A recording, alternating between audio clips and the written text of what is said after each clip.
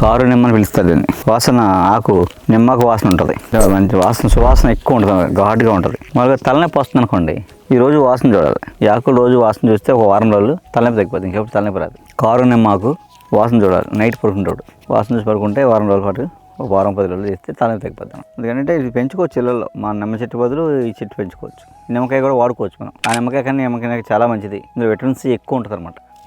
ఈ నిమ్మకాయతో షర్బత్ చేసుకోవచ్చు. కారు నిమ్మకాయ రసం ఒక 100 ml, 200 grams బెల్లం వేసి పాకం పెట్టేసి ఒక 10 grams మిరియం పొడి కలిపేసి అది సిరప్లా ఉంచుకున్నాం అనుకోండి, మామూలుగా ఒక గ్లాస్ నీళ్ళలో కొంచెం కలిపి తాగేస్తే విటమిన్ సి పుష్కలంగా ఉంటుంది. 2 ఈ వెయిట్ లాస్ అలాంటివి అవుతారు అనమాట. అలాగే ఫిట్స్ ఉన్న పిల్లలకి ఇచ్చారనుకోండి చక్కగా, వాళ్ళకి ఫ్రీక్వెన్సీ తగ్గుద్ది, మందులు వాడే అవసరం తగ్గిపోతుంటుంది అనమాట. రాను బాగా స్ట్రాంగ్ అవుతారు అనమాట. తలనొప్పులు తగ్గుతాయి, ఒళ్ళు తగ్గుద్ది. ఒళ్ళు తగ్గడానికి మార్నింగ్ తాగాలి.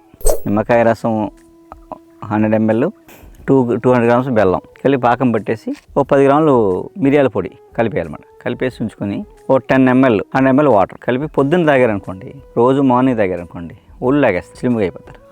అదే షర్బత్ని మన రాత్రి తాగారనుకోండి, రాత్రిపూట ఈ తలనొప్పులు తగ్గిపోతాయి. అలాగే ఫిట్స్ వచ్చేకి ఇచ్చారనుకోండి, ఫిట్స్ అటు ప్రభావం తగ్గుద్ది అనమాట, ఉధృత తగ్గుద్ది.